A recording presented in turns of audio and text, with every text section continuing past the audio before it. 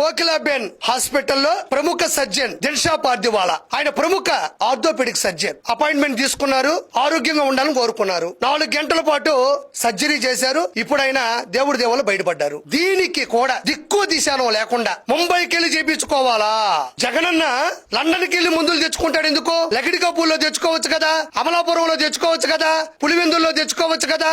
London కే ఎందుకు వెళ్లి మందులు తెచ్చుకుంటాడు? అక్కడ దొరకతాయి కాబట్టి. అన్నకున్నటువంటి వ్యాధికి ఆ టాబ్లెట్లు, ఆ మందులు, ఆ చికిత్స లండన్ లోనే దొరుకుతుంది కాబట్టి వెళ్తాడు. మరి అవినీతి చేసే వ్యక్తి, అక్రమం చేసే వ్యక్తి, దౌర్జన్యాలు చేసే వ్యక్తి లండన్ పోగాలేంది ప్రజల సంక్షేమం కోసం జీవితాన్నే దార పోసి ప్రతి క్షణం ప్రజల కోసమే బతుకుతున్న పవన్ కళ్యాణ్ గారు ముంబైకి వెళ్లి సర్జరీ చేయించుకుంటే మీకేం వచ్చింది? దీన్ని కూడా రాజకీయం, దీని గురించి కూడా మాట్లాడడం. నేను అనుకున్నాను దీని గురించి మాట్లాడరేమో అనుకున్నా. నాకు బుర్ర లేదు, బుద్ధి లేదు, ఎందుకంటే మీకు సిగ్గు లేదు కాబట్టి. దీని గురించి మాట్లాడతారా? తల్లికి సీరియస్ గా ఉంటే వెళ్ళాడు, భుజానికి నొప్పి వస్తే ముంబైకి వెళ్ళాడు. కాబట్టి నేను చివరిగా చెప్పేది ఒకటే, అంబటి రాంబాబు అయినా, పేరు నానైనా, కొడాలి నాని అయినా, అనిల్ కుమార్ యాదవ్ అయినా, రోజారెడ్డి అయినా, ఆఖరికి జగనన్న అయినా, ఎక్కడ మాట్లాడాలో ఎక్కడ మాట్లాడకూడదో కూడా తెలియని వ్యక్తులు వీళ్ళు. 100% ఆయన మళ్ళీ తిరిగి ఆల్రెడీ కోలుకుంటున్నారు, ఇంకా కోలుకుంటారు, మళ్ళీ వస్తారు, ప్రజలకు మంచి చేస్తారు. నేను చివరిగా కోరుకుంటున్నది ఒకటే, మీ అందరు ఆశీస్సులు కూడా ఆయన మీద ఉండాలని, ఆయన త్వరగా కోలుకోవాలని, ప్రజల మధ్యకు రావాలని